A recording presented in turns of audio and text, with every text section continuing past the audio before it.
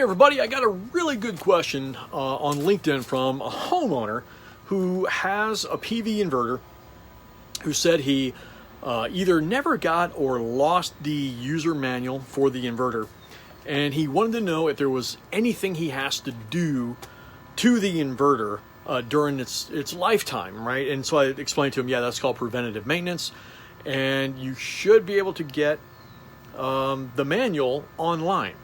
And so let's look at how to do that first. If you don't have your manual, like this right here, they're usually pretty beefy.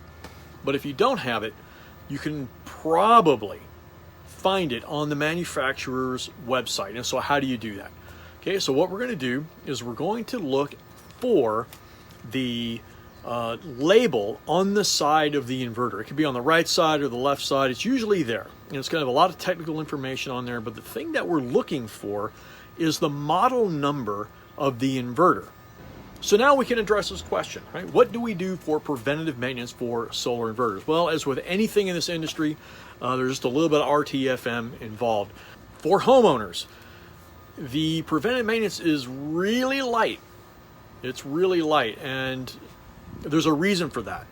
Yeah, manufacturers do not want homeowners or unqualified personnel rooting around inside the inverter or with all the other peripherals. Yeah, you have 240 volts AC coming out of this thing.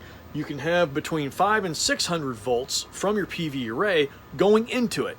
Okay, so regardless of what side you're gonna, if you mess with, it's gonna kill you and it's gonna hurt the whole damn time. Okay, so do not do anything that you are not authorized to do. So what are we authorized to do? So most of the preventative maintenance for all PV inverters is pretty much the same.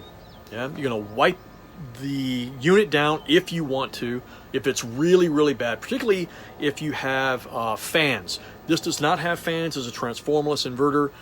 A lot of PV inverters today are moving away from fans. It's one less thing that can go bad and you might have to replace. But that's about it. Like, wipe it down, look for cobwebs or nests or things like that, and get rid of those. Something that may or may not be in there is in the user manual is the clearance requirement. Now, for most PV inverters, you're looking at anywhere between 12 to 20 inches of clearance. You might get down to 6 inches. It all depends on the inverter. For example, the clearance for this particular inverter is 500 millimeters on each side. Okay, so what we want to do is make sure that you have at least the minimum clearance requirement around your inverter at all times. Now, this one's installed outside, so we don't have to really worry about that. But if this was installed in a garage, if you're anything like me, things start piling up on the walls around the garage. So you want to make sure you keep the minimum clearance. And that is so that the inverter can have proper airflow. And this is particularly important if it's in a hot garage and even when it's outside. Yeah. Now, this one is on the east wall. I've got a huge tree right here that shades this thing. This inverter is spoiled, really, because it barely sees any sun throughout the day, which is something else that we want to look at, because you may have an inverter with an LCD like this. So it's really important to keep the LCD out of direct sunlight, because it's one more thing that could possibly fail. You've probably been to a gas station where you saw on the pump the display was in the direct sunlight and it just gets to where you can't read it sometimes. That's what's going to happen to your PV inverter display if you don't take care of it. So other than wiping it down, cleaning debris around the inverter, maintaining the minimum clearance requirement, that's about it. And there are two sections to most PV inverters. You have a lower wiring box like this. During the installation, this is where the array will connect. This is where the AC lines coming from your main service entrance will connect, and possibly some communication components. This should only be opened by qualified personnel. Okay, there's no reason for a homeowner to go in here. There just isn't. The overwhelming majority of PV inverters out there, you will void their warranty if you take the upper chassis cover off. Okay, there is nothing in there even for an installer to look at. The only thing that is up in here are the power electronics, the capacitors, the circuit boards, nothing in there except for somebody at the manufacturer's service department or the engineers to look at if it has to come in for an RMA for replacement.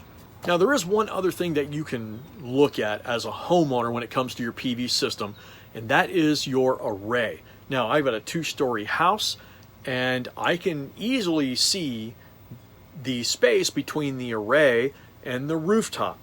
And we want to be able to make sure that there are no nests, there's no rodent nests, no bird nests, squirrels. Squirrels love to get under these things. We want to make sure there's nothing under there. If there is, you're probably going to have to call your installer to help remove that stuff, because it may require removing the modules depending on how bad it is up there. So that's something you definitely don't want to do as a homeowner. There's a lot of risk, and there could be some warranty issues, and you don't want to drop a freaking module on somebody's head. Lastly, a lot of people want to hose down or spray down the array when they see a lot of dirt build up. And I can totally get that. Living here outside Sacramento, Northern California, with all those wildfires a couple years ago, my array was damn near brown. Yeah, and I'm sure it affected my production in some way. But there was no way in hell I'm getting up on a 2-story with a hose and washing that down. I'm just not going to do it. And when you look at the risk versus gain, you're probably not going to gain a whole lot of production anyway for a residential, but that's completely up to you. If you want to hose that down, I wouldn't recommend it. Or if you're really adamant about cleaning the array, there are professionals out there that can do it for you. And that's it. These things are pretty easy to maintain, particularly for homeowners. And like I said before, if there's anything else that you think is wrong with it, please get a professional to help you with that. You don't want to get your fingers in there and get bit. So thank you for watching. If you like this video, just give me a thumbs up or subscribe. It really helps. And hit that bell and you'll get new notifications when I post a new video. I promise they're not all going to be barbecue related. So thanks again. Take care.